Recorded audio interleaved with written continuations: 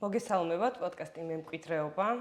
ეს არის საქართველოს ეროვნული ფონდის პროექტი, რომელიც ემსახურება ფართო საზოგადოებისთვის კულტურული მემკვიდრეობის სფეროს უკეთ გაცნობას, მისი საჭიროებებისა და გამოწვევების გამოვლენას.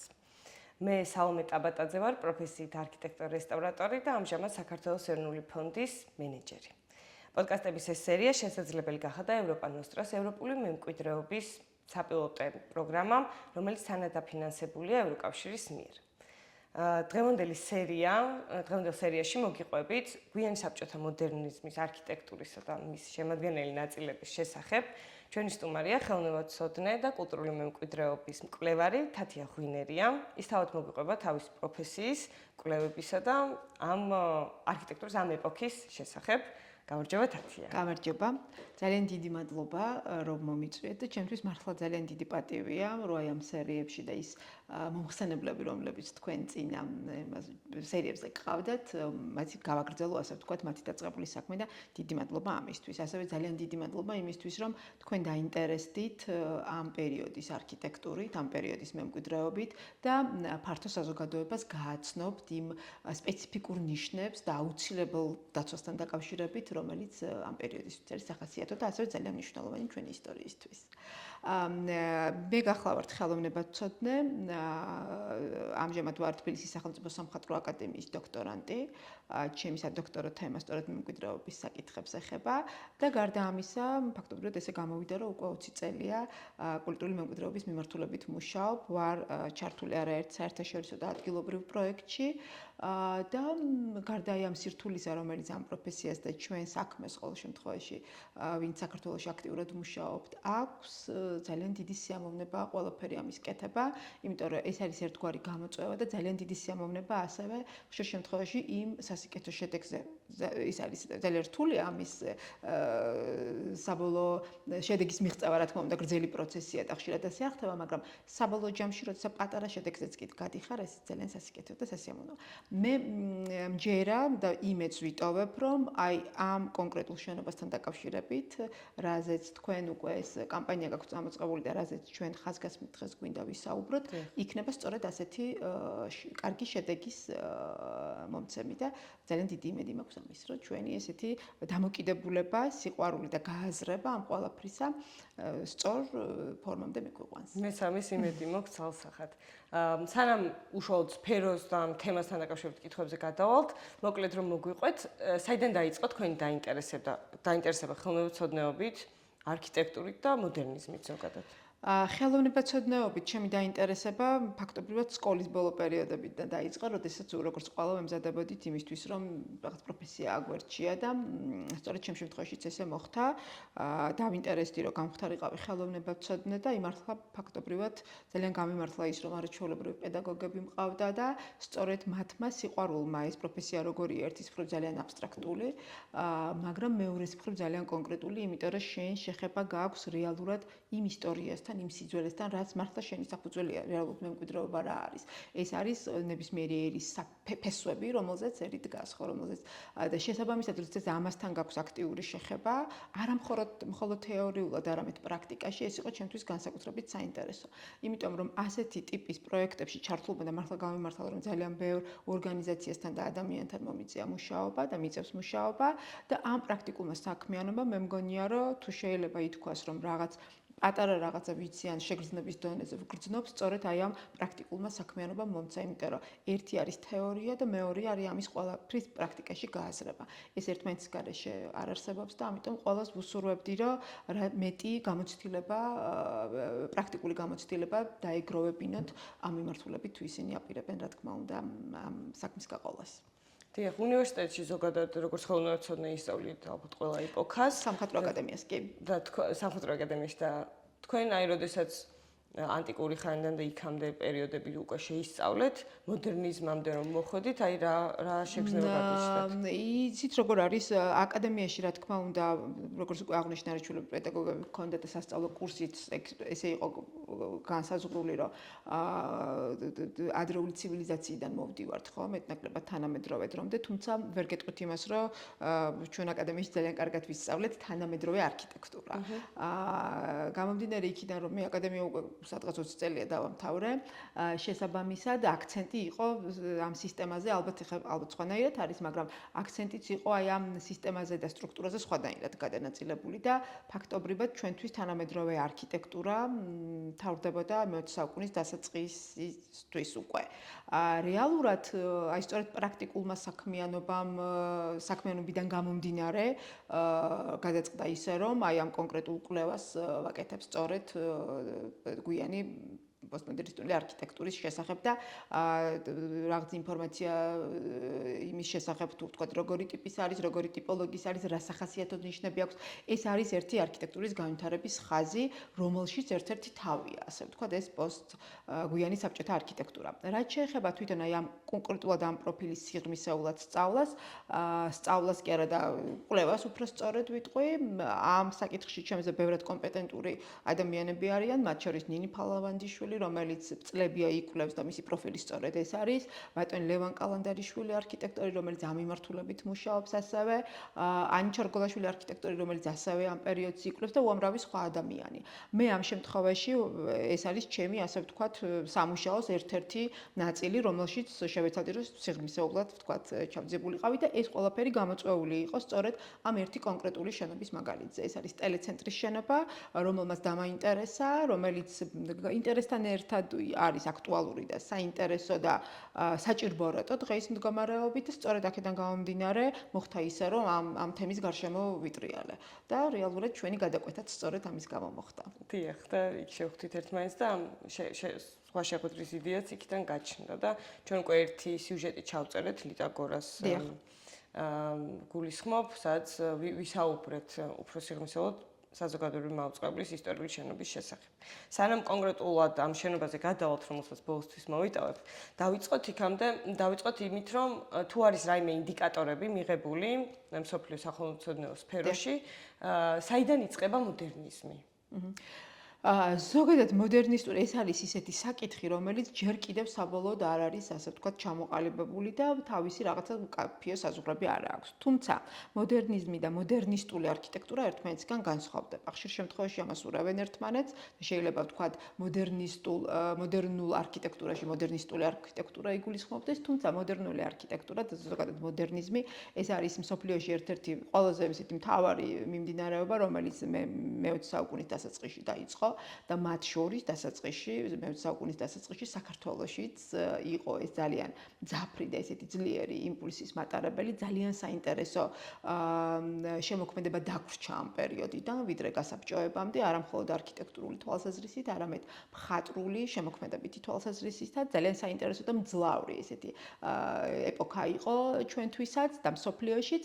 მერე უბრალოდ ჩვენსა და მსოფლიოს შორის გზები გაიყო, იმიტომ რომ ჩვენმა მრავალწლიანმა საბჭოთა მემკვიდრეობამ სხვა ტალღაზე გადაგვრთო, შეიძლება ესე ითქვას. ეს სხვა ტალღა იყო სრულად რაღაცა სხვანაირ აბსტრაგირებულ გარემოში, ახალი მოთხოვნების შესაბამისად დამკვიდრებული ერთგვარი სტერეოტიპებით, რომელსაც უნდა აყოლოდა ყველა და რა თქმა უნდა ხელოვნებას ამაში ერთ-ერთი მთავარი როლი ჰქონდა და მათ შორის არქიტექტურაც იყო ძალიან მძლავრი, ასე ვთქვათ, ამ ხაზის გამატარებელი, თუმცა ეს დასავლეთში სხვანაირად განვითარდა.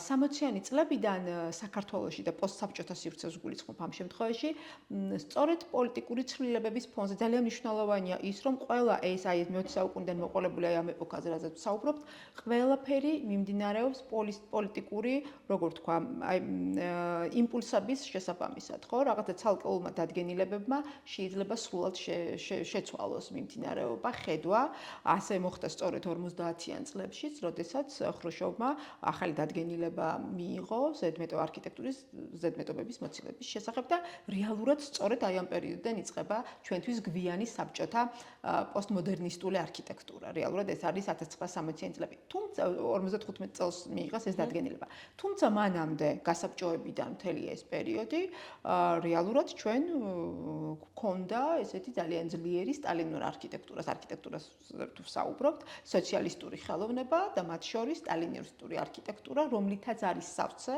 საქართველოს და ძალიან საინტერესო არქიტექტურა სხვათა შორის, საქართველოს შტამბეჭდავი, მონუმენტური, ძლიერი, პომპეზური და ეს იყო ერთგვარი იდეოლოგიის მატარებელიც, რა თქმა უნდა, არქიტექტურას უნდა მთავარი არსი ეჩვენებინა საბჭოთა დიდებისა, საბჭოთა კავშირის დიდებისა, რომ ეს იყო პომპეზური, რომ ეს იყო მდიდრული, რომ ეს იყო რაღაცა სადღესასწაულო მუშათა კლასისთვის თანაც ეს ყველაფერი იყო მუშათა კლასისთვის და ეს მუშათა კლასი როგორ იყო აღფრთოვანებული ამ დიადი ეს რა თქმა უნდა სოფლიო სახელოვნებო და არქიტექტურული პროცესების ასინქრონულად ვითარდებოდა, იმიტომ რომ იქ სწორედ აი ამ მოდერნიზმზე დაყრდნობით სრულიად სხვა მასშტაბზე წავიდნენ, იმიტომ რომ ყველა პერიოდს აქვს თავისი განვითარება, დასაწყისი, კულმინაცია და მე უკვე დასასრული, როდესაც უკვე ის გადადის სხვა ახალ ვთქვათ ფორმაში, ეძებს ახალ ფორმას და ეს ბუნებრივიც არის, რომ მოდერნიზმი მე პოსტმოდერნიზმი მოიტანა და შესაბამისად ის უკვე სხვა ტალღობრივად სხვა რაკურსზე გადავიდა,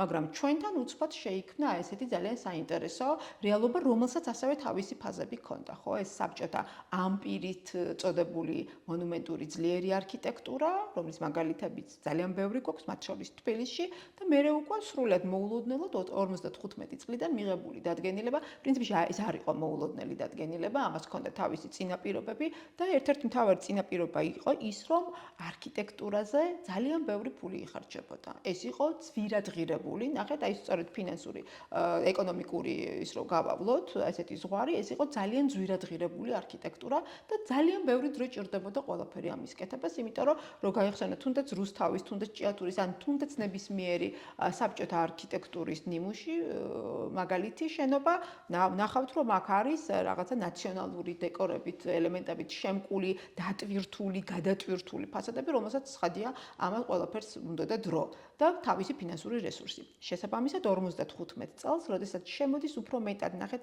მასიურობა, მასშტაბურობა, სწრაფი ტექნიკური განვითარების საშუალებებით ახალ მოცემულობაზე გადასვლა და ეს უნდა ყოფილიყო მარტივი, იაფი, ამასაც ძალიან დიდი მნიშვნელობა ჰქონდა და დროშის სწრაფად აწყობადი, უკვე შემოვიდა ესე რაღაცნაირი სტანდარტული სამშენებლო გეგმები, პროექტები და ასეთი პრინციპით დაიგეგმა საბჭოთა პერიოდის არა მხოლოდ ერთი ან ორი უბანი, არამედ საბჭოთა სივრცის ძალიან ბევრი ქალაქი. რეალურად განსხვავება მათ ჰქონდათ ტიპური პროექტები სამხრეთის ქალაქებისთვის, ჩრდილოური ქალაქებისთვის და აი ესეთი სტანდარტული ტიპური პროექტებით უდგებოდნენ და რეალურად შეიძლება რომ არ იცოდებ თქვათ რომელ ქალაქში ხარ ან რომელ უბანში ხარ ან რომელ კუთხეში ხარ, ვერც მივხვდარიყავი აი ამ სივრცით. ნახეთ ეს ირონიული ფილმიც არსებობს ამის შესახებ. კი, რეალურად ეს ფილმიც ალბათ ამის ერთგვარი ის არის, რა ქვია,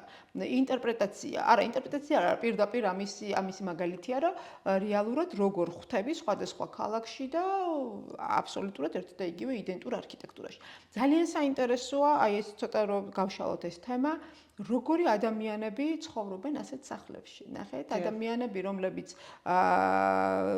გარემო არის სხვადასხვა ქალაქში სრულიად ერთგვაროვანი, ეს ადამიანები თავისთავად არიან ერთგვაროვნები, რომლებიც ამ ასანთის კოლოფებივით სივრცეებში ცხოვრობენ. ხო, აქ იკარგება ერთგვარი ზღვარი და კავშირი და კონტექსტი გარემოსთან, სივრცესთან, ხო, როგორია გარემოსთან თანამშრომლობის, გარემოსთან ურთიერთობის კონტექსტი. რა არის ამ შემთხვევაში ადამიანი არის ფასეული და ყველაზე ამ უმნიშვნელოვანეს ტექნოლოგიურ სიახლეებში ყველაზე მთავარი რისთვის შენდება ეს ადამიანისთვის, რომ მან იგრძნოს თავი კომფორტულად და როდესაც შენ თავს გრძნობ ჩაკეტილ ერთგვაროვან სივრცეში, სადაც ყველაფერი ეს არის ერთნაირი, ცხადია ადამიანის მსოფლგანცდა და მსოფლახმაც სრულიად ისეთი ხდება. შეიძლება ითქვას სტერილური. ამიტომ არის ცოტა რომ გადაუხვიეთ ძალიან საინტერესო, თქვათ ავიღოთ ისევ თბილისური არქიტექტურა. ხო, თბილისური არქიტექტურისთვის ყველაზე მთავარი მახასიათებელი რა არის? ეს არის გარემოსთან კავშირი. აივანი. ეს არის აივანი, სივრცე, რითაც პირდაპირ კავშირს ამყარებ გარემოსთან და ეს კომუნიკაცია ქმნის სწორედ აყალიბებს აი მატერიალურ და არამატერიალურ ერთ ძალიან საინტერესო ფენომენს, რომლითაც ეს ადამიანები ცხოვრობენ. ხო, ეს კავშირი და კომუნიკაცია. არა მხოლოდ თბილისური არქიტექტურისა, ზოგადად აი ჩვენი ქართული არქიტექტურის ერთ-ერთი ყველაზე მახასიათებელი ელემენტი განსხვავებით აღმოსავლურისგან არის სწორედ ეს სივრცესთან კომუნიკაცია, გახსნა და თანამშრომლობა. ამიტომ რომ საუბრობთ ჩვენ სად ვართ აღმოსავლეთში თუ დასავლეთში, რა თქმა უნდა ჩვენ არქიტექტურას აქვს, რა თქმა უნდა შუა საუკუნეებიდან მოყოლებული ის ელემენტები, რომელიც ჩვენ გვაკავშირებს აღმოსავლურ ქვეყნების არქიტექტურასთან და არის მათში ეს სტილისტური ნიშნები, მაგრამ ჩვენი ბუნება, სწორედ ამ ერთი, ეს ჩემი მოსაზრება არ ვიცი, შეიძლება ვინმე არ დამეთანხმოს ამაში, მაგრამ სწორედ ამ ერთი კომპონენტის წყალობითაც შეიძლება განისაზღვროს, რომ არის დასავლური, ეს არის სივრცესთან კავშირი, სივრცესთან კომუნიკაცია. ეს არის ის კომპონენტი, რომელიც ჩვენ გინდა არ გინდა გენეტიკურად ბუნებრივად გვაკავშირებს დასავლეთთან. ამიტომ ჩვენი ადგილი ისტორიულადაც იქ იყო და რეალურად ასეც არის ყოველთვის ასე იქ. დიახ და ასევე არქიტექტურა დიდ მნიშვნელოვნად ახდენს გავლენას ცხოვრების წესზე ზოგადად და როდესაც აი ამ ტიპის საძილე უბნები შეიქმნა თბილისში ეს გამოძახილი იყო იმისი, რომ ადამიანები საჭირო იყვნენ კონკრეტული ქარხნებისთვის ან საქმიანი ზონებისთვის, რომლებიც იქამდე არ არსებობდა, იმიტომ რომ ერთი და იგივე სახლში მაგალითად იქამდე მე-19 საუკუნეში, მე-20 საუკუნის დასაწყისში შეიძლება ყოფილიყო დუქანიც, რესტორანის დუქანში გულისხმობა იმ სახელოსნო სივრცეს, სადაც ასევე იყიდებოდა ეს ნაწარმი პროდუქტები, შეიძლება ყოფილიყო საკვები ობიექტი, შეიძლება ყოფილიყო ეს კომერციული სახლი, სადაც ოთახები ქირავდებოდა და მრავალფუნქციური იყო ეს შენობები თბილისში არსებული, ისტორიულ თბილისში არსებული და შემდეგ უკვე ეს ძალიან მკაფიოდ გაიყო და არ მხოლოდ საქართველოში, ან საბჭოთა კავშირში, ზოგადად მსოფლიოში ფუნქცია გახდა ფორმის განსაზღვრელი და შეიძლება დიდი არქიტექტორის და ბაუჰაუსის ფუძემდებლების ეს ფრაზაც გავიხსენოთ, ხო, რომ ფუნქცია განსაზღვრავს იმას თუ როგორი იქნება ფორმა და ალტოს შესახებ წიგნს ვკითხულობდი გუშინ როგორც საუბრობდით და მას ჰქონდა ესეთი წინადადება ზუსტად რომ აი დადგა კოსმოპოლიტიზმის დრო, როცა ყველა ადამიანს აქვს შესაძლებლობა ერთნაირ სახლში იცხოვროს და კლიმატური პირობები უკვე აღარ იყოს პრობლემა და საბჭოთა კავშირის პერიოდს მაგიტომაც ნატრულობს ბევრი უფროსთაობის ადამიანი, რომ გათბობა იყო, ყველაფერი იყო, მოწესრიგებული იყო და ასე შემდეგ, რაც თანამედროვე სამყაროში ჩაანაცვლა უფრო მონეტიზებულმა, კომერციალიზებულმა სერვისებმა და კარგად ცხოვრება ძვირი ღირს დღეს უკვე ესე გამოვიდა და სხვა რა შეიგიძლიათ ინფორმაცია თუ გაქვთ თქო წესი როგორ შეიცვალა მოდერნისტული არქიტექტურის თანდევად. იცით რა პირველი რაც შეიცვალა სწორედ ეს იყო თქვენ სწორედ აღნიშნეთ რომ აი ეს საძილე უბნები და რაღაცას ისეთი დაპროგრამებული ცხოვრების რიტმი და წესი თავისთავად გულისხმობდა იმას, რომ ეს იყო სტანდარტირებული და ტიპური პროექტები, ტიპური უბნები, ტიპური არქიტექტურა. მათ შორის, მიუხედავად იმისა, რომ აი ეს ყველაფერი ძალიან მძაფრად ჩანს უფრო მეტად ჩვენს ცენტრის გარეთ არსებულ უბნებშიც, ხო, ავიღოთ იგივე ნუცუბიძე, ავიღოთ იგივე გლდანი, ავიღოთ იგივე ვარკეთილი, აქ ხო ესეთი ტიპური პროექტებია. მიუხედავად ყველაფერი ამისა, არქიტექტორები უფრო მეტად არასაცხოვრებელში, არამედ საზოგადოებრივ პროექტებში ცდილობდნენ კი არა და ყველანაირად აჩვენებდნენ თავის ინდივიდუალურ სახეს. აი რატომ არის მოდერნისტული არქიტექტურა საინტერესო? განსაკუთრებით საზოგადოებრივი დანიშნულების შენობები და რატომ ჩანს მათში ასე მძაფრად სტილისტური ნიშნები? სწორედ ამიტომ, რომ ეს არის აი ამ ტიპურობიდან გამომდინარე ატიპური პროექტები, სრულად განსხვავებული პროექტები, სადაც უკვე ჩანს არქიტექტორის ინდივიდუალურობა, მათი ნიჭი, მათი შემოქმედებითი ალღო და მათი აი ეს უნარი, როგორ შეიძლება რომ აი ამ სტანდარტიზირებულ გარემოს დროს შენ შექმნა სრულად სხვა რამ. ესეთი არაერთია და საინტერესოა ისიც, რომ გვიანი საბჭოთა პერიოდის მოდერნისტული არქიტექტურაც, არქიტექტურის საზომიც არის სწორედ ეს კრიტერიუმი, რომ ამ ერთიანობიდან რამდენად განსხვავებულია ეს. და ყველა ის მაგალითი, რომელსაც ჩვენ დღეს ჩამოთვლით და რომელიც საქართველოში და თბილისში არის ძალიან მნიშვნელოვანი და რომელიც კვლევის, სამეცნიერო კვლევის საგანია, სწორედ ყველა არის საავტორო, აი ამ კუთხით და ყველაში არის ძალიან დიდი ენერგია და შრომა ჩადებული იმდროინდელი არქიტექტორების. ეს არ იყო ის ისე რომ რაღაცა როგორც ტიპურ პროექტებს საძილეუბნებს აშენებდნენ და საცხოვრებელ სახლებს ასე ყოფილიყო, ხო? ყველა ასეთი ინდივიდუალური პროექტი არის განსხვავებულად საავტორო. თუმცა ცნობილია ის, რომ 97% იყო ტიპური პროექტებისა, მხოლოდ 3% ჰქონდა ინდივიდუალურ პროექტებს და აი ამ 3%-ში დარჩენილი ძალიან ცოტაა რეალურად, ხო? ეს პროცენტულად ამ 3%-ში დარჩენილი არქიტექტურის ნიმუშებსაც რომ ვკარგავთ, აი ეს არის ყველაზე დიდი სირთულე. და სწორედ ამიტომაც არის ეს საზოგადოება ძალიან ვიწრო და მცირე ჯგუფი პროფესიული საზოგადოებისა ესე გაფაციცებული ამ საკითხის მიმართ, რომ სწორედ ეს 3% ინდივიდუალური პროექტებისა არ დაიკარგოს, იმიტომ რომ ესეც ჩვენი ისტორიის ნაწილია. ესეც ჩვენი საფუძველია, რომლითაც აქამდე მოვედით. და თუ შეგვიძლია რომ მაგალითების დონეზე დავასახელოთ ინდუსტრიული ან სახალხო არქიტექტურიდან კონკრეტული ნიმუშები და დაახლოებით მოვყვეთ მათი რატომ უნდა გქონდეთ მათ მემკვიდრეობის სტატუსი კი ბატონო, აი სწორედ ამ ლოგიკურად რო გავაგრძელოთ, ხო, ეს ხაზი, ეს ძირითადად ეს არის საზოგადოებრივი ტიპის ნაგებობები, სადაც არქიტექტორები უფრო მეტად ილაღებენ, თუ შეიძლება ითქვას, და სწორედ იმ თავარი მოთხოვნების შესაბამისად, რაც ამ პერიოდმა დააყენა და ეს როგორც უკვე ვთქვით, ეს არის სწორედ დადგენილება 55 წელს ზედმეტობების აღმოფხვრის შესახებ, აი ამ დადგენილების კვალდაკვალ მიდიან. და მეორეს მხრივ არის სწორედ ეს ერთგვარი კავშირები, რკინის ფარდა რა თქმა უნდა ამ პერიოდში იყო, მაგრამ მეტად გამჭვირვალე გახდა და ეს გამჭვირვალეობა იგულისხმებოდა იმაში, რომ არქიტექტორებს ჰქონდათ უფრო მეტად კომუნიკაცია დასავლურ სამყაროსთან. ეს იყო ერთგვარი მიმოცვლის პერიოდი და ამას ძალიან დიდი მნიშვნელობა ჰქონდა, მიუხედავად იმისა, რომ მათ რა თქმა უნდა დაყვებოდა ადამიანი, რომელიც ყველაფერს ამოწმებდა და ზედმიწევნით ზუსტად სწავლობდა, რა თქმა უნდა, მათ ჰქონდათ საშუალება ცოცხალი კონტაქტი, იღებდნენ რაღაც გამოფენებში მონაწილეობას, კონფერენციებში იღებდნენ მონაწილეობას, შემოდიოდა ძალიან საინტერესო ლიტერატურაც და სწორედ ამაზე დაყრდნობით, რა თქმა უნდა, მათ ჰქონდათ ბევრად მეტი ინფორმაცია, ვიდრე იმ დრომდე ჩაკეტილ ძალიან ესეთ რაღაცნაირად დახშულ მართლა რკინის ფარდის მიღმა.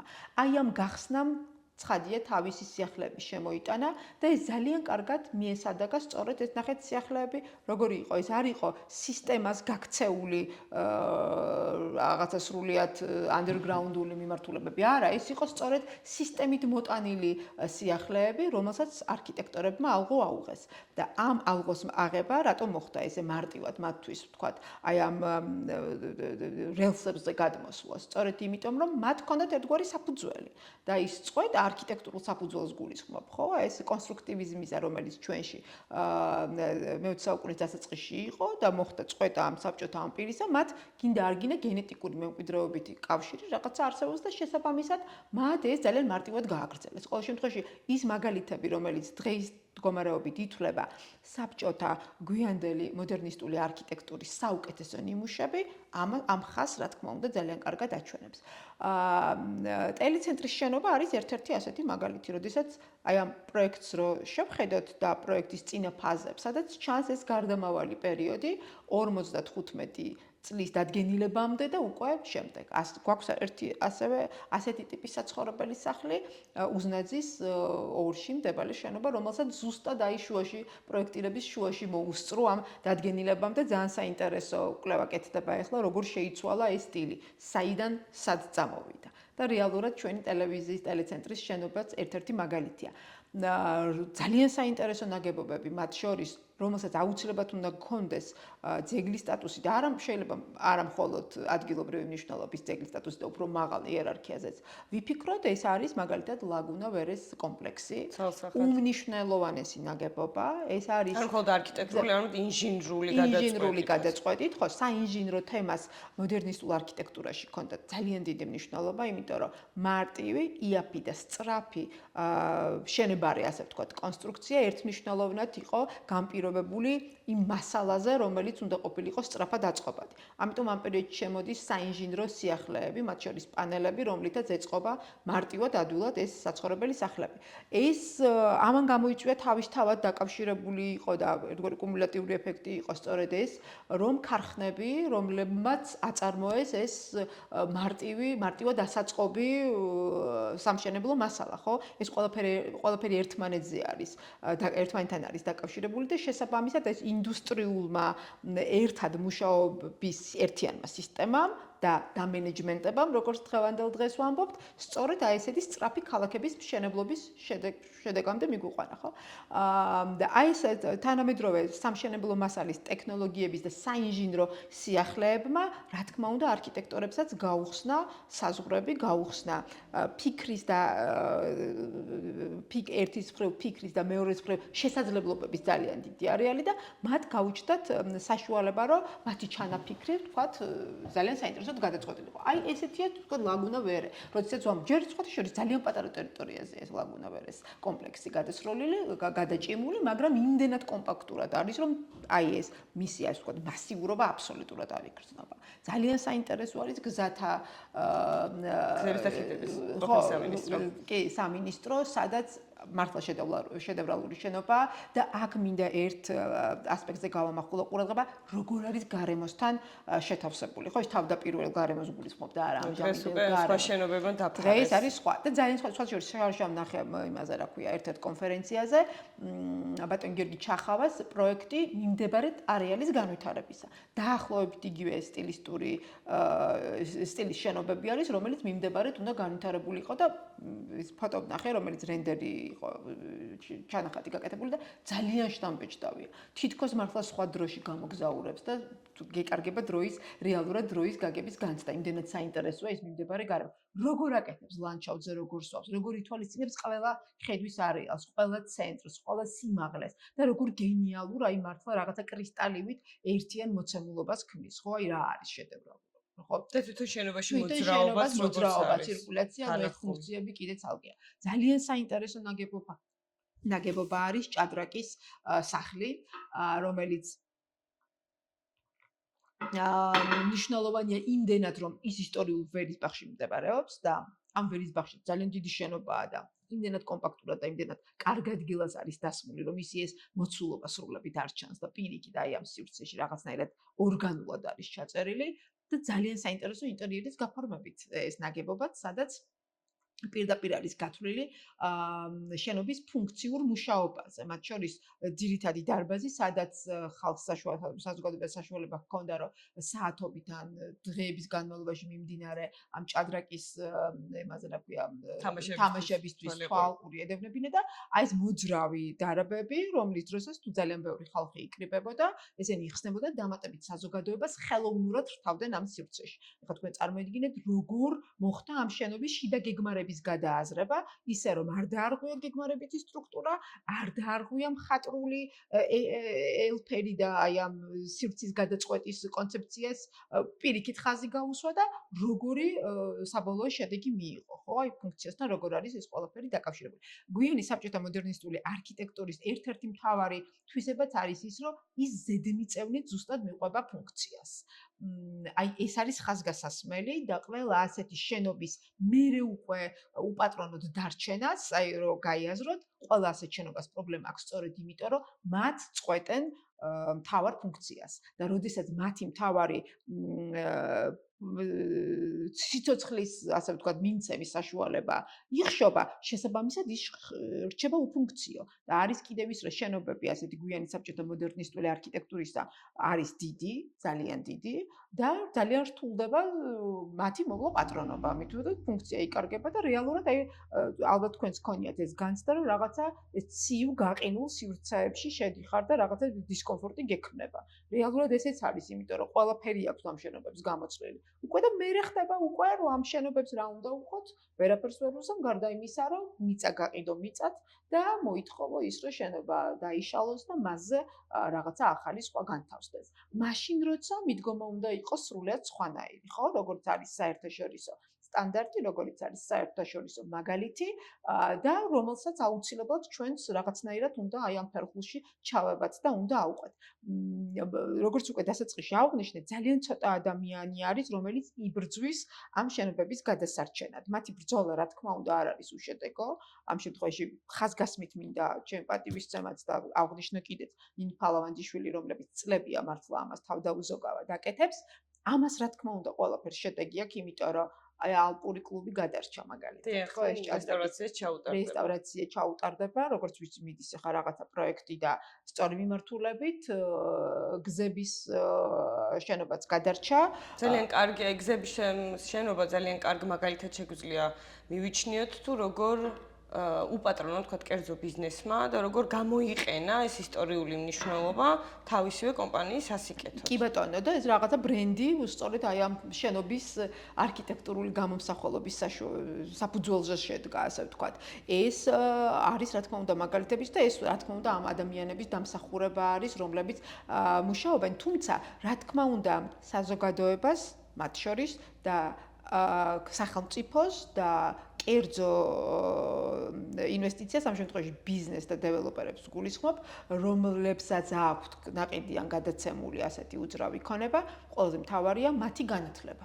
რეალურად კულტურული მე ასე მგონია და ღრმად ვარ ამაში დარწმუნებული, რომ კულტურული მემკვიდრეობის გადარჩენა არ არის, ეს არის სრულიად საზოგადოების ერთიანობის საფუძველზე უნდა მოხდეს. აქ არ არის რომ მარტო ვთქვათ სახელმწიფომ რაღაც აკეთოს, ან კერძო ბიზნესმა აკეთოს, ან ხალხმა აკეთოს. ეს არის ერთობლივი შეთანხმებული სინქრონული აი ესეთი ჰარმონიული შეჭიდება, რომელშიც რაღაცა შედეგზე უნდა მივიდეთ. სხვანაირად ფიზიკურად არ გამოვა და არც იქნება სწორი, იმიტომ რომ რომელიღაცა კომპონენტი აუცილებლად გათიშული იქნება და შედეგზე ვერ გახვალ. ესეც არის, ხო, და ეს ყველაფერი რის თქმა მინდა დავიწყეს ყველაფერი. ეს ყველაფერი რა თქმა უნდა მიდის განათლებასთან. საფუძვლიდან თუ არ დავიწყეთ, განათლებიდან თუ არ დავიწყეთ, რომ კულტურულ მემკვიდრეობის როლი რა არის, რომ კულტურული მემკვიდრეობა დღეის გაგებით არის სადღეგრძელო. მხოლოდ სადღეგრძელო, სალომე, აი რომ დაფიქრდეთ, ხო? რომ ჩვენი ისტორია, ჩვენი საფუძველი არის ჩვენი ციხეები, ჩვენი ეკლესია, მონასტრები და რეალურად, როდესაც საქმეზე მიდის, ეს რჩება სადღეგრძელოს კონტექსტში. იმიტომ რომ რეალური ბმა ძალიან მხოლოდ ვიწრო სპეციალისტებს აქვს ამათ. მაშინ, როდესაც აი ვთქვა დასავლეთის განათლების სისტემა, ცივილიზებული ქვეყნების განათლების სისტემა რა არის? ბავშვები სკოლიდანვე აი პირდაპირ შემხებლობით ეხებიან მემკვიდრეობას და მათ მაგალითად ზუსტად ვიცი რომ გერმანიაში მასწავლებლები ავალებენ სახლამდე რომ მიხვალ და იქ რაღაცა პატარა ეკლესია როა და იმას რო აქ ხავსიანი ღობე ყოველ დღე უნდა გაწმინდო 5-5 სანტიმეტრი და მეერე ვთქვათ კვირის ბოლოს მითხრა რომ რამდენი ხავსი მოაცალე ამ ღობეს ეს რა არის პირდაპირ ბმას გიკეთებს ხო რატომ არიან ჩვენი პროფესიის ადამიანები აი ვილაპარაკე რომ ველზე და ბევრ რაღაცას მაძლევს რატოა იმიტომ რომ როდესაც ამას ფიზიკურად ეხები აბსოლუტურად სხვა მოცემულობა გიყალიბდება აბსოლუტურად სხვა მოცემულობა და ეს მქონია შეგრძნება ეს არის ხო ეს ნამდვილად აქვს ჩვენი პროფესიის ადამიანებს და ამიტომ არის სწორედ ეს განათლება რომ განათლების სისტემაში უნდა იყოს მემკვიდრეობის სწავლა ალბათ არის არ ჩამიხედავს ახლა მისთვის რომ თქვა ჩვენ მემკვიდრეობას როგორ აღიქვამდა როგორ სწავლობენ ბავშვები მაგრამ ეს არ უნდა იყოს როგორც რაღაცა განყენებული რაღაცა მოცემულობა და კარგი მასწავლებელი წაგიყვანს ექსკურსიაზე და გაჩვენებს ჯვრის მონასტერს და გეტყვის რომ აი თქვა ეს რაღაცა ამ პერიოდის ძეგლი და რა მნიშვნელოვანი. არა, ამასთან ჩართულობა თუ არ ეს თუ არ არის ერთიანი სინერგირებული მოძრაობა, ასე ვთქვათ, აი ბევრი კომპონენტი უნდა იყოს ჩართული, საგანმანათლებლო სისტემა, ძეგლდაცვითი ორგანიზაციები, სახელმწიფო, კერძო ბიზნესი, მხოლოდ ამ შემთხვევაში განათლების სწორი მიმართულებით მიცემის შემთხვევაში ჩვენ გვექნება შედეგი. შუა საუკუნეების არქიტექტურაზეც, ურბანული მემკვიდრეობის გადარჩენაზე და მოდერნისტული არქიტექტურის კვლევასა და გადარჩენაზეც რა ფაზებია. პირველი ჯერ უნდა გააკეთო ამისი აღმოჩენა, მეორე უნდა იკვლიო და მერე უკვე სათანადოდ უნდა მიაწოდო. და ეს თუ წავა ძალიან სწორი ნაბიჯებით აი ამ განათლების სისტემის კვალდაკვალ, ჩათვალეთ რომ ჩვენ შედეგი სულ გვექნება. თუ წინააღმდეგ შემთხვევაში, რაც არ უნდა მოხდეს, ნებისმიერი მთავრობის პირობებში ჩვენ ვივლით გამუდმებულად ერთი და იგივე წრეზე, სადაც სახელმწიფო არის გათიშული მოსახლეობასთან, სადაც მოსახლეობა არის გათიშული კერძო ბიზნესთან და აი ეს კერძო ბიზნესი საერთოდ იყოს თუ არ უნდა იყოს ეს კიდე ცალკე საკითხია და აი ეს მუდმივი გახლეჩვა ძალიან ცუდ შედეგს გვაძლევს რისი მაგალითებიც არაერთი გვაქვს სამწუხაროდ. დიახ, აი სატენდერო პროექტებში მე ყველაზე დიდ პრობლემას მაგაში ვხედავ, არა ის რომ თქვა ფასი განსაზღვრავს გამარჯვებულს ან ასე შემდეგ. იქ არც ერთ პროექტში არ არის გათვალისწინებული ახალგაზრდა კადრების მომზადება ამ პროექტის ფარგლებში, კონკრეტული პროექტების ფარგლებში, ან თუნდაც მოხალისეობრივი კომპონენტის შეყვანა, სადაც ელემენტარულად რამოდენიმე კვირის ან დღის მანძილზე რაღაც ტიპის სამუშაო შეხვედრები ჩატარდება, თუნდაც როგორც ამ სახლზე მოხდა. მეც ამ სახლში სტუდენტი რომ მოვედი პირველად დოკუმენტირების ეტაპი იყო, ჯერ არანაირი სამუშაო დაწყებული არ იყო და ჩვენ პირდაპირ სახლზე გვასწავლეს აი ესეთი ძეგლი როგორ უნდა აიზომოს, იმიტომ რომ არც ერთი ნაწილი მსგავსი არ არის და როგორ უნდა იყოს თარაზოდან ნოლი როგორ უნდა აიღო, რაც ძალიან რთულია რომ უნივერსიტეტის ერთ ოთახში ისწავლო და როცა მოდიხარ ხვდები აი ამ სკალპელით როგორ აძრობენ ამ შპალერს და შრომას პირდაპირ ხედავ, სხვანაირი ბმა გიჩნდება ნამდვილად. ასე რომ მე ვისურვებდი რომ მინიმუმ ამით დაიწყოს რომ სატენდერო დოკუმენტაციებში შეიტანონ მოხალისეობრივი კომპონენტი ან ახალგაზრდა პროფესიონალების გადამზადების კომპონენტი. კი, ეს ძალიან მნიშვნელოვანია და ჩვენ ნახეთ ერთი კომპონენტი შემოდის უკვე რამდენიმე წელია უკვე საქართველოში ეს აქტიურად ასე ვთქვათ პოპულარული ხდება, თუმცა ფართო საზოგადოებაში მაინც არა. ეს არის არამატერიალური მემკვიდრეობა. ნახეთ ამ დრომდე ვთქვათ აი იგივე საბჭოთა პერიოდიდან მოყოლებული არამატერიალური მემკვიდრეობა ფაქტობრივად არ არსებობდა და ის ეთნოგრაფიულ კლასტერში ასე ვთქვათ უფრო მეტად გადადიოდა. მემკვიდრეობა მატერიალური მემკვიდრეობა და ჩვენი ეს მემკვიდრეობა რაც რეალურად გვაქვს, მაგრამ აი რო ავიღოთ ხო ტრადიციული საცხოვრისები ან ტრადიციული და ურბანული დასახლებები, რომელიც საქართველოში გვაქვს.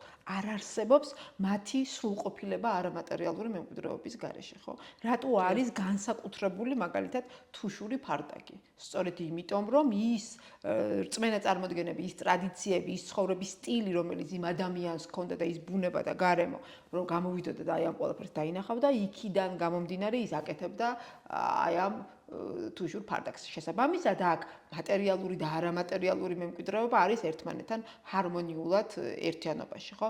ამიტომ ძალიან დიდი მნიშვნელობა აქვს ეს ამ კომპონენტის შემოყვანას და ეხლა აი რომ რაღაცნაირად გადმოვიდეთ გვიან საბჭოთა მოდერნისტულ არქიტექტურაზე, აქაც ეს არის, ხო? არამატერიალური მემკვიდრეობა რა არის?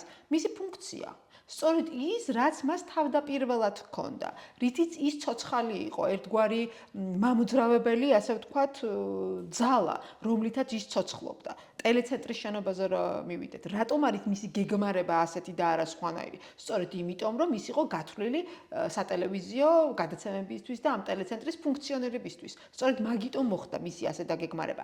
რატომ არის მისი აი ეს დიდი ვიტრაჟები, რომელიც ფასადზე გამოდის, ღერძზე მბრუნავი? სწორედ იმიტომ, რომ მარტივად მომხდარი იყო, ვთქვათ, განიავება და ორმაგი დარაბები რატო? იმიტომ, რომ მარტივად მომხდარი იყო დახშობა.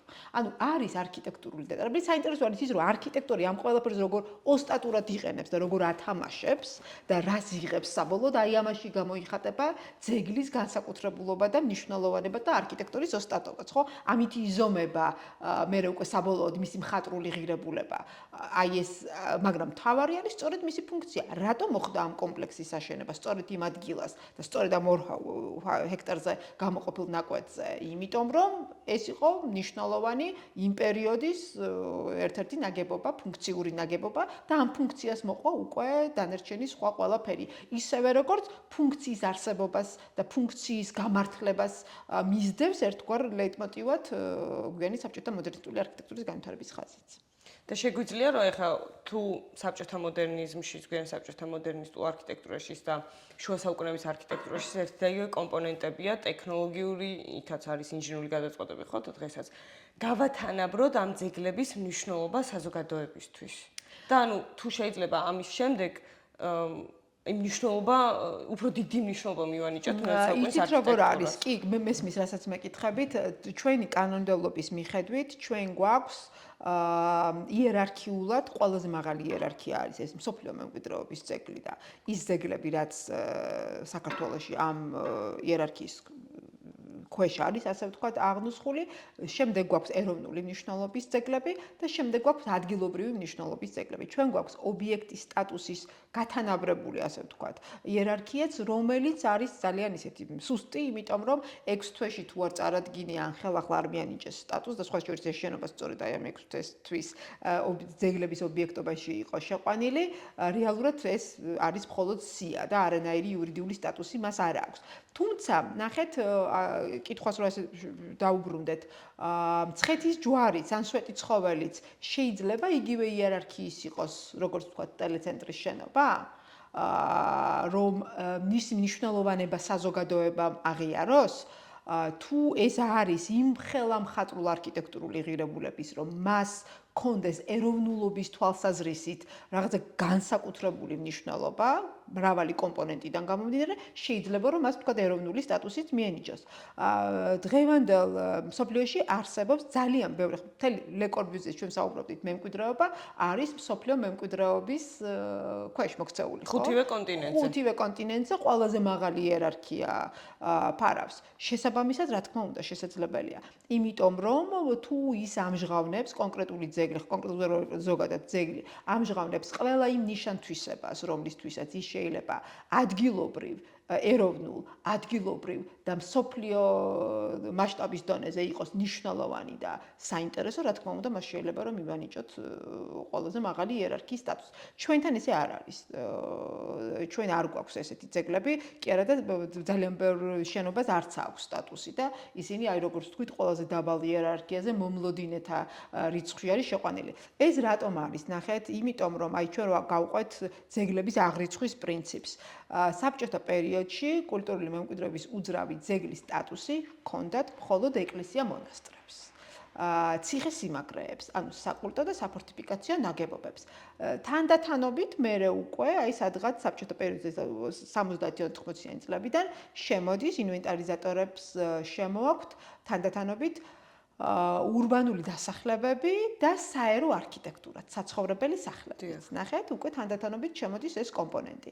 საბჭოთა არქიტექტურული ძეგლები სადღაც შეიძლება ითქვას, რომ 90-იანი წლებამდე არ იყო. აი, როდესაც რატო არის მნიშვნელოვანი ასევე ქალაქებისთვის და ისტორიული დასახლებებისთვის განახლება პროცესის ინვენტარიზაციის, იმიტომ რომ ნებისმიერი მკვლევარი, იმიტომ რომ ინვენტარიზაციას ვინ აკეთებენ, ძირითადად ესენი არიან მკვლევარები, არქიტექტორები ან ხელოვნებაცოდნეები, ახდება, ასე ვთქვათ, მიდგომა ძეგლების აღქმისა. შესაბამისად, თუ რაღაცა დროს საბჭოთა არქიტექტურა იყო სრულიად უინტერესო და არამნიშვნელოვანი, ეხლა ვთქვათ, დღევანდელ ინვენტარიზაციაში, რა თქმა უნდა, ეს ძეგლები შეიძლება შევიყვანოთ როგორც სარეკომენდაციო ძეგლები. მიდგომები იცვლება. ამიტომ ძალიან მნიშვნელოვანია, რომ ეს ინფორმაცია ხშირად იყოს განახლებადი. სწორედ აი ასეთი მაგალითებია ეს ჩვენი გვიანი საბჭოთა არქიტექტურა 2006 წელს ჩატარდა თბილისის ისტორიულ-კულტურული საყრდენი გეგმა მომზადდა და მათ შორის იყო ტელეცენტრი არ იყო, მაგრამ ლაგუნოვერის შენობა ნამდვილად იყო სარეკომენდაციო ძეგლთა სიაში შესული, მერე მოხდა ამ ხელოვნურად ამოღება ამ ნუსხიდან. 2014 წელს გაკეთდა კიდე ინვენტარიზაცია, რომლის დროსაც ტელეცენტრიც და ლაგუნოვერის შენობაც იქნა შეტანილი, ანუ გულისხმობ გვიან მოდერნისტულ არქიტექტურის ნიმუშებს იქნა შეტანილი, მაგრამ ისინი კვლავაც მოლოდინის რიცხვშია. გარდა ამისა, არსებობს საქართველოს ტერიტორიაზე ძალიან ბევრი შენობა, რომელიც საერთოდ არ არის ნაკვლავი. აი მაგალითად, ჩვენ საუბრობდით ბორჯომში კომპოზიტორების არაჩვეულებრივი მაგალითი 80-იანი წლების ქალი ავტორის არქიტექტორის შესრულებით, რომელსაც სტატუსი აქვს სხვათა შორის, მაგრამ ისიც არის სწორედ აი ამ ბოლო კვლევების შედეგად შეყვანილი. არის ძალიან ბევრი შენობა, მათ შორის წყალტუბოშიც, რომელიც ვთქვათ, არ აქვს სტატუსი, ან კითხვის ნიშნის ქვეშ არის, ხო? ამიტომ გადააზრება თუ შეიძლება თბილისში ნომერ მე-5 წისქვილ კომბინატს სილოს შენობა, ჩვენ სამუშაო შეხვედრებით ჩავუტარეთ ამაზე, უახლოვდება 100 წლის ასაკს, 1932 წელს არის აშენებული და უნიკალურია მისი ინდუსტრიული და ინჟინერული გადაწყვეტით, იმიტომ რომ საქართველოში იყო პირველი სრულიად ავტომატიზებული წისქვილი და სტატიებში ვკითხულობ ძალიან ამაყად დაწერილ ტექსტს, რომ აი ამ ხელა შენობაში სულ 15 ადამიანი მუშაობს და დღეში 200 ტონა ხორბალი შეიძლება დამუშავდეს და ჩემთვის ძალიან გულდასაწყვეტია, რომ აი ასეთი შენობა, ინდუსტრიის ესეთი მიღწევა არის დღეს კერძო ინვესტორის მფლობელობაში ასევე და უკვე ჩვენ ვიცით, რომ პროექტით გათვალისწინებული ამ შენობის დანგრევა და ასევე ჩატარდა რაღაც სამუშაოები, იქნებ გადარჩენილი იყო და რაღაც პროექტების გავაკეთეთ ამის შენერცვლინებასთან დაკავშირებით და ყველგან ვცდილობ, რომ ეს შენობა ვახსენო. კარგი მაგალითია, ვთქვათ, თუ ადრეულ კონსტრუქტივიზმზე წავალთ, სწორედ პურის ქარხნის შენობა,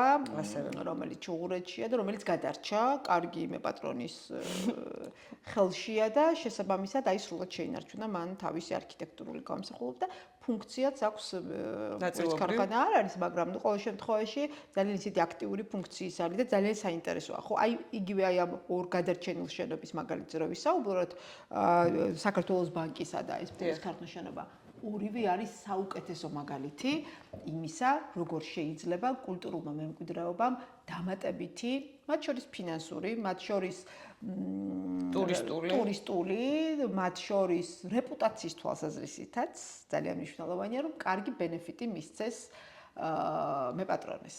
ამას ძალიან დიდი მნიშვნელობა აქვს. სამწუხაროდ ამას ჩვენში ჯერ ვერ ხვდებიან, სწორედ იმიტომ, რომ განათლების დონე ამ მიმართულებით არის ძალიან დაბალი.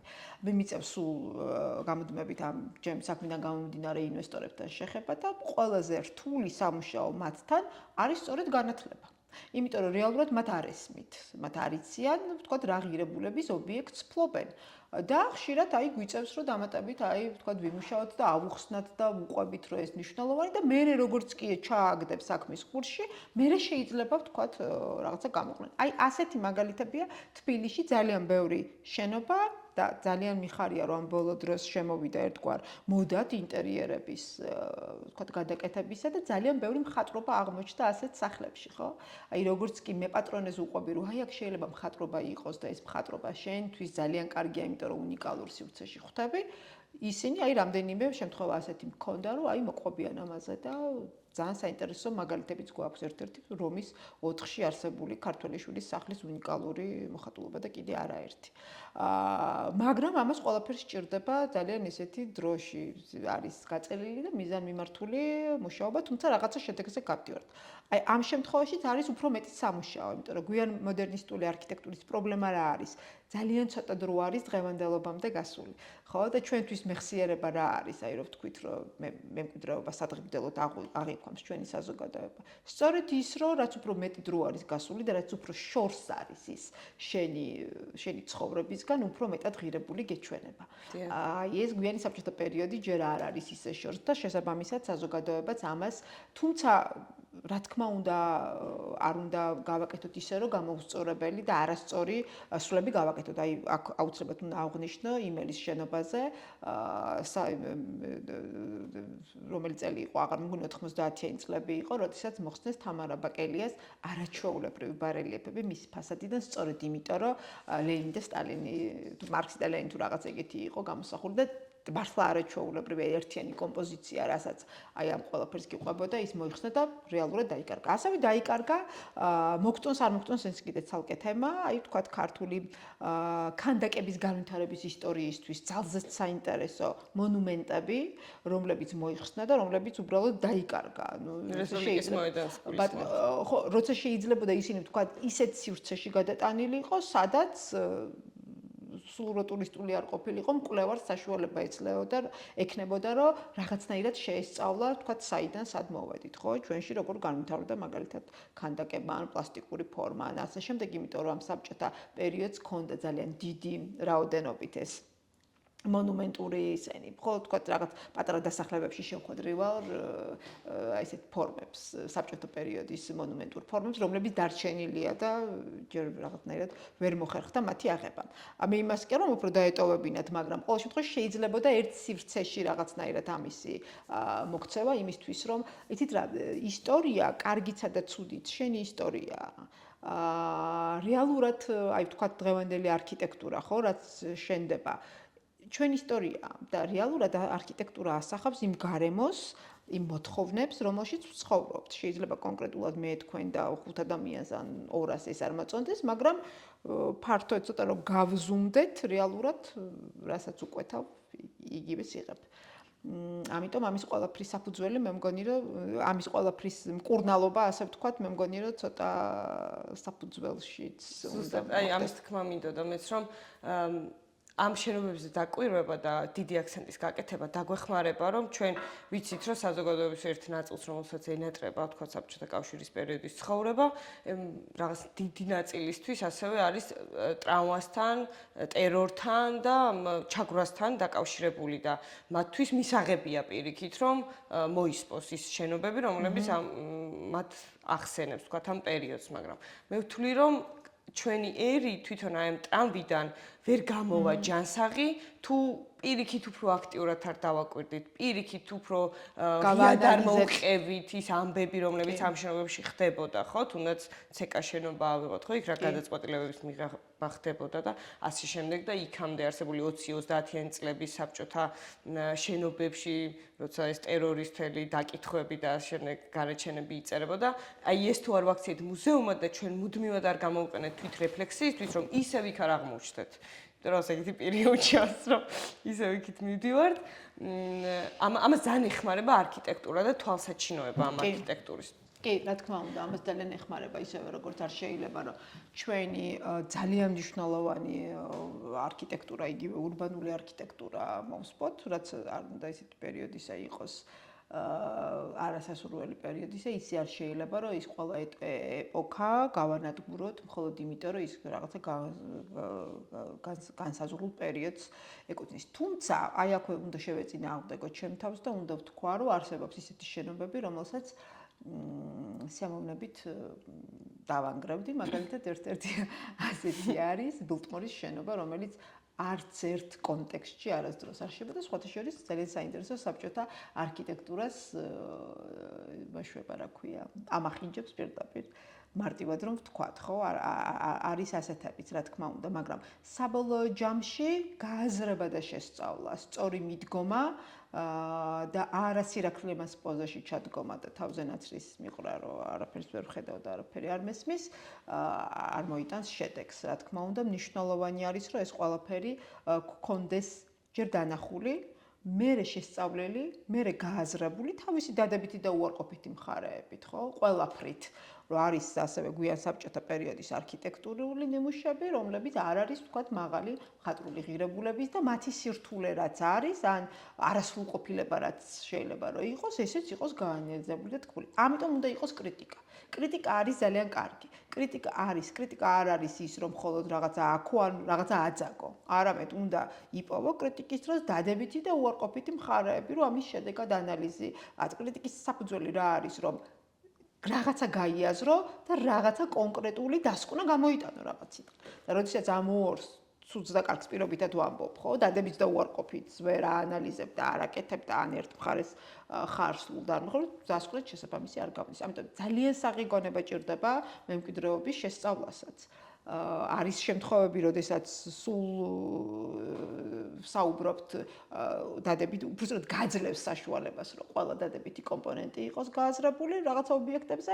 არის ობიექტები, რომლებიც დადებით კომპონენტთან ერთად, ვთქვათ, რაღაცა უარყოფით მხარეებზეც საუბრობს. ხო, მათ შორის ტექნიკური, მათ შორის სამშენებლო თვალსაზრისით, მათ შორის სივრცესთან ინტეგრირებით, მათ შორის კავშირებით გარემოსთან, კავშირებით ფუნქციის, ან მოუხერხებლობით, ან უამრავი რაღაც შეიძლება იყოს კომპონენტი, ხო? შეიძლება იყოს პირიქით, ყველაფერი იყოს იდეალური, ისევე როგორც ვთქვათ, იგივე მე-19-მე-20 საუკუნის თბილისურ არქიტექტურაში. ხო, ყველა შენობა ერთნაირი ღირებულებისა ხო არ არის, არც სივრცული გადაწყვეტის თვალსაზრისით.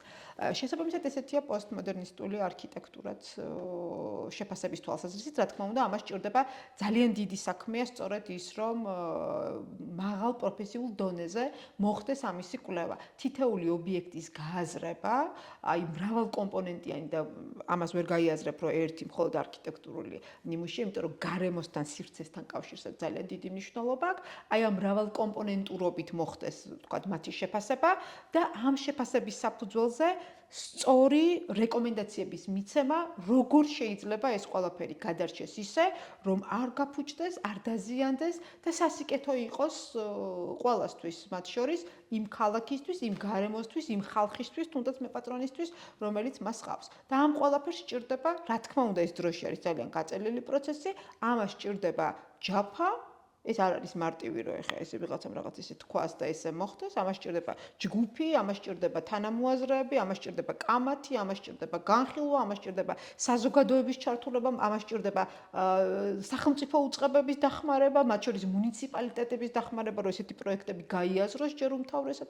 სხვათა შორის ამას წინათ ვკითხულობდი, აი გვიანი მოდერნისტული არქიტექტურის კვლევის ფარგლებში და აი რასაც ნინი აკეთებს, ძალიან სასიკეთო იყო, რამდენიმე წლის წინ მუნიციპალიტეტის სამსახურები იყვნენ ჩართულები, რომ გაეაზრებინათ რა მემკვიდრეობა გვაქვს. და მე მგონი ეს ძალიან მნიშვნელოვანია, იმიტომ რომ არამხოლოდ თბილისის მუნიციპალიტეტის, ყველა რეგიონის მუნიციპალიტეტების უფრო თანამშრომლებმა გაიაზროს საერთოდ რასთან აქვთ საქმე, ხო? ესეც განათლებასთან მიდის, ანუ ეს საკითხიც განათლებასთან მიდის. ნამდვილად. ხო, მე მახსენდება მსოფლიოში, აი ტრავმასთან დაკავშირებით მეორე მსოფლიო ომის მემკვიდრეობა და კოლონიალიზმის მემკვიდრეობა, რომელიც დღეს უკვე მკვლევარები საერთოდ სხვა ჭრილიდან ყვებიან ამას, აი მანჩესტერის ინდუსტრიულ მემკვიდრეობაზე, ამ პორტებზე, საწყობებზე.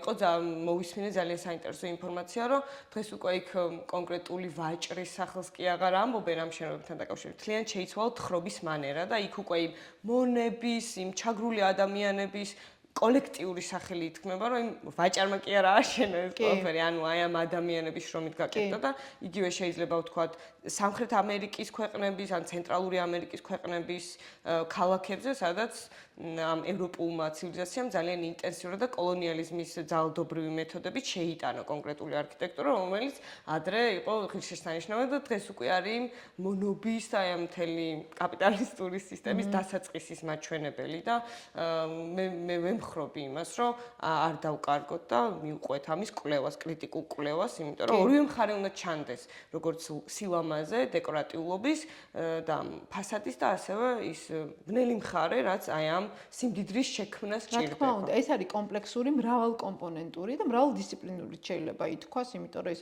მარტო არქიტექტურას არ ეხება, ხო? ამაში მოიაზრება ეკონომიკაც, პოლიტიკაც, საზოგადოებაც, ყველაფერი, ფინანსებს, ყველაფერი მოდის, ხო? ამაში ყველაფერი კვლევას ითვალისწინებს და რეალურად ვთქვათ, აი რაღაც ასეთ შედეგზე მიღწევა. ეხლა ჩვენი საუბარი რეალურად გასცდა მხოლოდ არქიტექტურის საზღვრებს, იმიტომ რომ რაღაცნაირად უფრო ფართო ჭრილში გაიშალა მემკვიდრეობის საკითხი ალბათ უფრო ვიდრე ეს, მაგრამ მაინც რაღაცნაირად რომ დავასრულოთ, მეგონი უფრო ტელეცენტრით მაინც უნდა დავასრულოთ, რატომ არის ეს შენობა მნიშვნელოვანი, აი ამ ყველაფრიდან. და რატომ უნდა ქონდეს კულტურული ეროვნული სტატუსი. სტატუსი უნდა ქონდეს, იმიტომ რომ ეს არის ერთ-ერთი ყველაზე ადრეული პოსტმოდერნისტული არქიტექტურის მაგალითი, რეალურად მისი დაპროექტება დაიწყო ბევრად ადრე ვიდრე არქივში დაცული მასალის მიხედვით ჩანს. 64 წლისთვის შენობა უკვე აშენებული არის, თუმცა ყველანაირ იმაში წყაროზე და მითითებული არის, რომ 68 და 67 წელში აშენდა და ესე არ იყო, 67 უკვე შენობა სრული სისავსით დატვირთვით მუშაობდა, მაგრამ მასზე ფიქრი დაიწყო უფრო ადრე და სწორედ ეს იყო სტალინური, აი პირველი, რამდენიმე ვერსია მისი პროექტისა, პირველი სამი პროექტი აჩვენებს ამ სტალინური სიდიადის, ასე ვთქვათ, გამოვლინებას, იმიტომ რომ 35 წლიდან საბჭოთა კავშირში დაიწყო ტელეცენტრების მშენებლობა და ეს ძირითადად კეთდებოდა შაბლონური პროექტებით. ამ პროექტებს რო ჩახედოთ, ბევრ სხვადასხვა ქალაქში, მათ შორის მოსკოვში, ტაშკენტში და ასე შემდეგ, ეს არის უფრო ესეთი მძიმე მონუმენტური ფორმებით შექმნილი არქიტექტურა. აი ესეთი კოშკურას ფორმისა და ნუ გარშემო მთელი ინფრასტრუქტურის განვითარება. დაახლოებით ასეთი ვერსია იყო ჩვენ შემთხვევაშიც.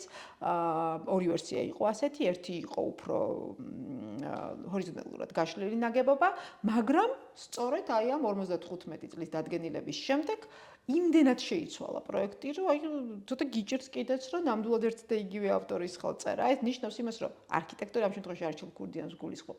ძალიან ფართო გაქანების არის, ძალიან ნიჭიერი არის, რომელსაც ძალიან მარტივად სხვათა შორის გამოუვიდა ის, რომ პროექტზე, რომელზეც ალბათ სადღაც 5-6 წელი იმუშავა და ვერსიები შექმნა, უცბად გადმოერთო ასეთი ფორმის ნაგებობამდე და გააკეთა როგორი შენობა. შენობა, რომელიც ცოტა უსწრებდა კიდეც დროს და მოდერნისტულიდან პოსტმოდერნიზმშიც კი გადადის თავისი კაფიოდ გამოხატული ინდივიდუალური ნიშნებით, ხო? როდესაც სხვათა შორის აი ამ პერიოდის მკვლევარები წერენ ასეთ რაღაცას, რომ არქიტექტურამო უნდა შექმნას სწორედ აი ამ მოცემულობიდან გამომდინარე, რომ უნდა ყოფილიყო სწრაფი და ასე რაზეც უკვე ვისაუბრეთ, უნდა შეძლოს რომ ამ ჩარჩოებში დარჩესო და არ გასცდეს, მაგრამ ინდივიდუალური ნიშნები არ შეიძინოსო. ინდივიდუალური ნიშნების ეშინოდათ, იმიტომ რომ ეს უკვე გადადიოდა პოსტმოდერნისტულ, ასე ვთქვათ, დისკურსში და სივრცეში და ამ არქიტექტურას სწორედ ეს აქვს. მან შეძლო თავისი მკაფიო დახვეწილი ფორმებით არაჩვეულებრივი გააზრებით გარემოსი და სივრცეში. ამას ხაზი უნდა გაესვას. მთელი ამ შენობის დიდებულება რა არის, რომ შეზნექილი აი ამ ოდნავ მოხვეული მრუდი კოსტავას გამზირისა და ეს შენობა თითქოს რაღაცა შესუნთქულივით მიუყვება აი ამ სივრცეს და როგორ ვითარდება, როგორ კრისტალური ფორმა აქვს, როგორ ჩამოქნის აი ამ ფორმებს, ხო, როგორი სილუეტი აქვს და ეს სიმკაფიოება როგორ არის აი ამ გარემოსთან ძალიან ჰარმონიულად შეთავსებული და ნუ მერე არის უკვე ჩაშლილად ის სიახლეები, რომელიც იმ პერიოდისთვის იყო მნიშვნელოვანი, მათ შორის მასალა, მათ შორის კონსტრუქციები, მათ შორის ნუ აი ეს ღერძზე მბრუნავი ფანჯრები, რომელიც სიახლე იყო ნამდვილად და მე მგონი პირველი შემთხვევაა, როცა ამ შენობაში არის გამოყენებული და ფუნქციაც, ხო? ფუნქცია როგორ არის შიდა დაგეგმარება, ხო? როგორ არის ეს თანამედროვე კონსტრუქციები, აი განმარტებითი ბარათი რო წაიკითხოთ კონსტრუქტორისა, იქ ძალიან მკაფიოდ ჩანს, რომ რა მოთხოვნები აქვს, რომ პირველი ეს ტელეცენტრია და ამიტომ უნდა იყოს ხმის ისეთი იზოლაცია, რომ გარედან შემოსული ხმები და გამზირია და მანქანები ისეთი რაოდენობის არ იყო, როგორც დღეს, მაგრამ აი ეს ხმაური არ უნდა შედიოდეს, რომ უნდა ქონდეს დახშობის ფუნქცია, რომ უნდა იყოს ძალიან კარგად ვენტილირებადი, იმიტომ რომ ეს დიდი ხნის განმავლობაში ეს დახშული სივრცეები უნდა რაღაცნაირად გრილდებოდეს და ნიავდებოდეს და პირიქით თბურ იზოლაციასაც იჭერდეს და უამრავი სირთულე, ტექნიკური სირთულე, რომელიც აი ამ შენობაში ძალიან კარგად არის შერწყმული. დღეის მდგომარეობით დღევანდელ ბეძებს უნდა ვთქვათ აუცილებლად, მისი ხო და აი ამ ყველაფრიდან გამომდინარე, მისი სწორედ ნახეთ მაღალმხატვრული არქიტექტურული ღირებულება, კონცეფციის გააზრებულობა და სრულყოფილება და აი რაღაცნაირი ლაკონურობა მისი კონცეფციისა, მისი ფუნქცია უმთავრესი და უმნიშვნელოვანესი, რომ ეს ყველაფერი ფუნქციიდან არის გამომდინარე და ეს ფორმად ქმნა სწორედ ფუნქციიდან მოდის. გარემოსთან შეთავსებულობა როა ეს გარემოა და ეპოქა, ხო? აი ეს ერთგვარი შემკვრელი ამ ყველაფრისა ეპოქა, ეპოქის დროს როგორ საიდან დაიწყო და სადამდე მოვიდა და როგორი ფორმა შექმნა და მისი აი ამის გააზრება და ანალიზი, ეს ყველაფერი ეს ქმნის საფუძველს იმისა, რომ ჩვენ ვისაუბროთ, რომ შენობას შეიძლება კი და აუცილებლად უნდა ჰქონდეს კულტურული მემკვიდრეობის ძეგლის სტატუსი და ის არის ჩვენი მემკვიდრეობის ერთ-ერთი აი ამ პერიოდის გვიან საბჭოთა მოდერნისტული არქიტექტურის მემკვიდრეობის ერთ-ერთი საინტერესო მაგალითი. და რა თქმა უნდა გქონდეს სტატუსი, უნდა გქონდეს დაცულობა. ეხლა დღევანდელ მდგომარეობასთან დაკავშირებით, რომ შენობა არის გაყიდული, მე მგონი ეხლა კი ფუნქციონირებს შიგნით რაღაცა გადაცემები, მაგრამ ძირითადად მათ ახალი შენობა აქვს და იქ არიან გადასულები და მთელი ამ შენობის მომხიბლელობა რა არის მისი ტერიტორია უკან ძალიან დიდი მიწა, ასე ვთქვათ, თავიდან ის იყო 2 ჰექტარი, ეხლა მე მგონი უფრო ნაკლები არის, ამდენი არ აქვს, იმიტომ რომ რაღაცები გაიყიდა როგორც ჩანს დროთა განმავლობაში და ამ ტერიტორიაზე მის ღირებულება სწორედ ამ მიწის ფართობით იზომება, რომ ამ ტერიტორიაზე მშვენიერი ადგილი შეიძლება მაღალსართულიანი ძალიან საინტერესო მომგებიანი, უფრო სწორად საინტერესო არ ვიცი, რამდენად შეიძლება იყოს მომგებიანი კომპლექსის მშენებლობისა, მაგრამ მე ვერ დავიჯერებ დედამიწის ზურგზე ვერც ერთ არქიტექტორს სწორედ ყველაზე გამართულ ღირსების მქონე არქიტექტორს მნიშვნელობა არ აქვს ის ადგილობრივი იქნება თუ საერთაშორისო სულ რო არ შეეძლოს არაფრის სულ არ იცოდეს არანაირი წინაპირობა, ისტორია, საქართველოსთან არ ქონდეს ბმა, აი უბრალოდ არქიტექტორი რო იყოს, აი მთელი ამ პროფესიის სისავსით ვერ დავიჯერებ, რომ რომელიმე არქიტექტორმა თქვას, რომ ეს შენობა შეიძლება იყოს სადემონტაჟო და მის ნაცვლად ახალი განათავსოთ, ხო? გამორიცხული ასეთი რამე და მით უმეტეს ამჯერა ვერ დავიჯერებ, რომ ამას რომელიმე ღირსეული თანამედროვე საერთაშორისო დონის არქიტექტორი იტყვის. არ არსებობს. ყველა, რა თქმა უნდა, იტყვის უმთავრესად, რომ უნდა მოხდეს ამ შენობის განახლება.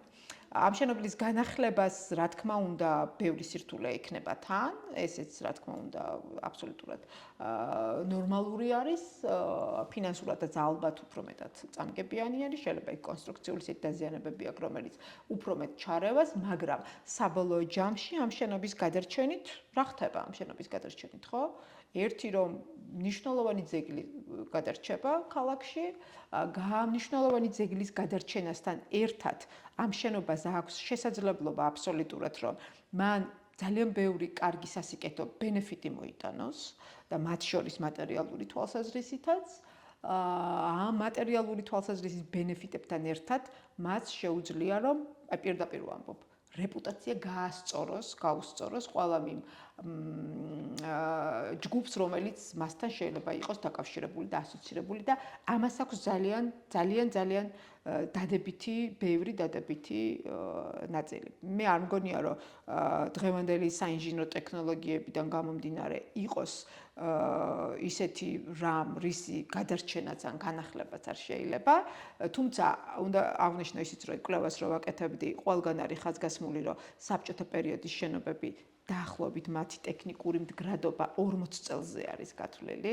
ამ შენობამ 40 წელს გადააჭარბა და არ გამოვრიცხავ, რომ მართლა რაღაცა ტექნიკური ხარვეზი ან შეკეთება სრულიად ბუნებრივია ამ მასალები ამორტიზდება, ძველდება და ჭირდებოდეს, ანუ ეს სრულიად ბუნებრივია, მაგრამ საბოლოო ჯამში მას აქვს ძალიან ბევრი რესურსი. თან იმის გათვალისწინებით, რომ მას აქვს უკან ტერიტორია და მის უკან გარემო ასევე ძალიან სამწუხაროდ თუ როგორც არის უკვე შეცვლილი.